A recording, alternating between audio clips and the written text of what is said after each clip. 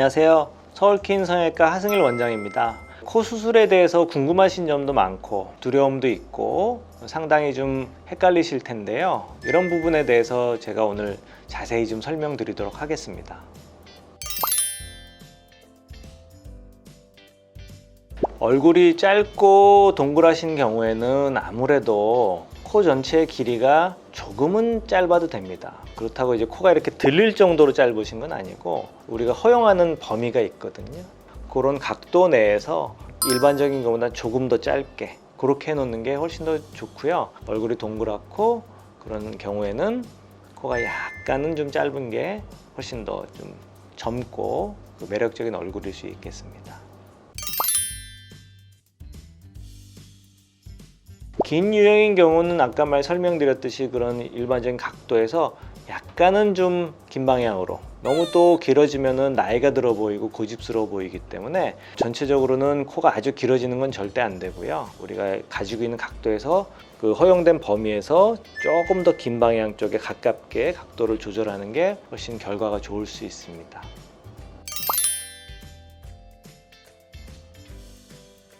각졌다고 해서 특별히 코 모양을 어떻게 바꿔야 된다 이렇게 생각하지는 않는데요. 광대뼈가 약간 좀 크거나 턱선이 좀 발달한 경우는 코가 다른 경우보다는 조금 좀 높아야지만 그런 부분들을 좀 상쇄시킬 수 있거든요. 그래서 그런 경우에는 조금 더 높이를 조금 더 올리고 입체가 이미 있는 모양으로 코 수술을 받으시는 게 조금 더 결과가 좋을 것 같습니다. 보형물 높이는 여러 가지 고려할 대상이 있는데요. 가장 기본이 되는 거는 코의 시작점입니다. 동양인 같은 경우는 눈을 떴을 때 눈꺼풀의 상단에서 코가 시작되는 게 가장 좀 좋고요. 코끝과 콧등의 비례가 좀 맞아야 됩니다. 끝보다는 콧등이 한 1~2mm 정도 낮은 정도. 그래서 코끝 표현점이 여기 좀 생길 수 있게 코끝과 콧등이 약간 경계가 약간 보이는 듯한, 흔히 얘기하는 직반보선 같은 모양이 되려면 그거에 맞춰서 이제 보형물의 높이를 결정하는 게 좋습니다.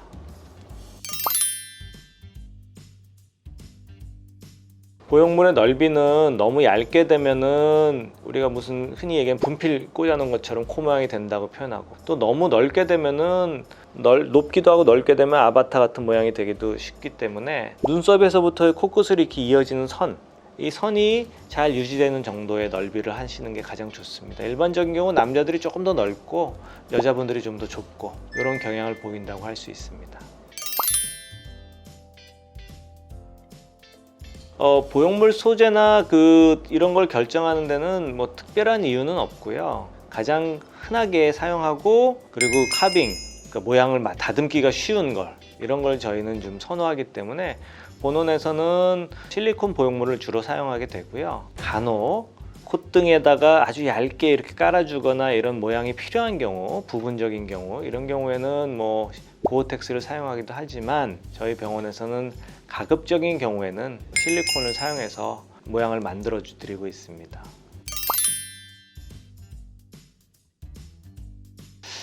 개방형하고 비개방의 차이는 여기 보시면 여기가 코 기둥이라는 부위인데요. 여기에 절개를 하느냐 하지 않느냐로 나눌 수 있습니다.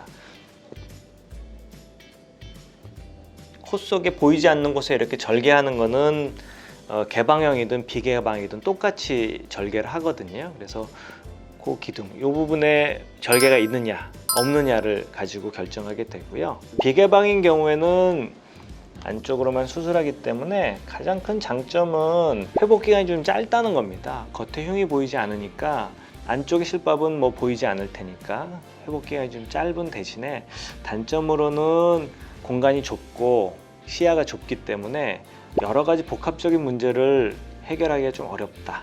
이게 좀 장단점이 될 수 있고, 개방인 경우에는 반대죠. 그래서 요 부위 흉터는 시간이 지나면 전혀 문제되지 않습니다. 요 코 기둥에 있는 흉터는 2~3달 지나면 찾아보기 힘들 정도로 바뀌기 때문에 흉터는 문제되지는 않지만 2~3달이 좀 지나야지 문제가 되지 않으니까 회복기간이 좀 긴 그런 단점이 있지만 가장 큰 장점은 코 속에 있는 좀 심각한 변형이라든지 심각한 문제를 해결하기에는 비개방에 비해서 훨씬 더 큰 장점을 가지고 있으니까 본인의 코 상태를 가지고 어떤 방법을 쓰는가를 결정하는 게 좋지, 나는 무조건 개방이 좋아, 나는 무조건 비개방이 좋아, 이렇게 고집하시는 것보다는 그 병원에 오셔서 저희랑 좀 상의를 하시는 게 어떤 방법을 결정하는 데 있어서 도움이 될 것 같습니다.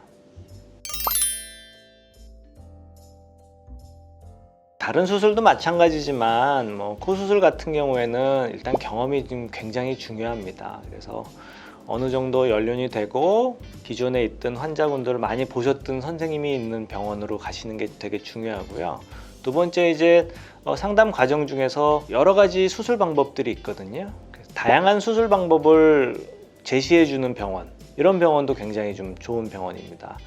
어느 한 가지 방법으로 모든 문제를 해결할 수 없기 때문에 한 가지 방법을 고집하는 병원보다는 다양한 방법을 제시해 줄 수 있는 병원. 그리고 마지막으로는 코 수술을 생각하면 콧대하고 코끝만 생각하실 수 있는데 콧볼 축소도 있고 절골술도 있고 여러 가지 부가적인 수술들이 있거든요. 이런 수술들이 가능한 병원에 가시는 게 실패 없는 코 성형 수술을 받을 수 있는 방법일 것 같습니다.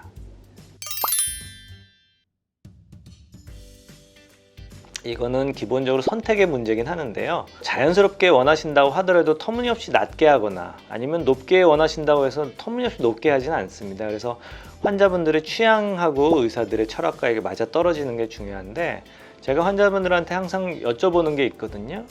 객관식으로 물어봅니다. 1번 최대한 자연스럽게, 2번 티가 좀 나더라도 좀 화려하게. 그러면 환자분들이 1번이나 2번 중에 하나를 선택하시거든요. 예를 들면 자연스럽게 원하셨던 분이면 3장 중에 1장 정도만 이식을 하거나, 아니면 좀 화려하게 좀 원하셨던 분이면 1장보다는 3장 정도 이식하는 식으로 이게 변주를 할 수 있기 때문에 자연스럽게가 무조건 좋고 무조건 높게가 좋고 이런 건 아니고, 본인이 원하는 취향 이런 거에 맞춰서 결정하시는 걸 추천해 드리고 싶습니다. 보형물도 보형물의 차이가 있는데요. 코끝에서는 가급적이면 자가연골을 반드시 쓰셔야 됩니다. 왜냐하면 다른 수술과 달리 코끝 성형을 했을 때 시간이 지날수록 우리가 연골 이식이나 연골 조작을 해놓은 것들이 조금씩 드러납니다. 그렇기 때문에 자가연골로 해놓지 않고 보형물을 썼을 경우에는 합병증의 발생률이 상당히 좀 높아질 수 있습니다. 코끝은. 대신 콧등 같은 경우에는 자가 조직을 고집하시는 건 썩 좋지는 않습니다. 왜냐하면 우리가 쓸 수 있는 콧등의 재료는 엉덩이 쪽에 진피지방이나 아니면 자간흑이라고 자기 갈비뼈인데, 이런 물질들은 사용하긴 하지만 초기 선택 물질은 쓰진 않거든요. 그래서 콧등은 보형물을 쓰는 거를 충분히 납득하시는 게 좋고, 코끝은 어쩔 수 없는 경우가 아니라면 자가 조직을 쓰시는 게 훨씬 결과가 좋을 것 같습니다. 오늘 간략하게나마 코 성형 전체에 대해서 이런저런 얘기를 드렸는데요. 수술이라는 게 환자분들이 원하시는 바가 있고 또 의사들이 실현해낼 수 있는 그런 결과가 있거든요. 그래서 충분히 상담하시고 충분히 이야기를 나누시면 아마 좋은 결과를 얻으실 수 있으니까 그렇게 이해하시는 걸 좀 부탁드리겠습니다. 감사합니다. 구독과 좋아요, 알림 설정을 해주시면 예쁜 코를 선물해 드리도록 하겠습니다.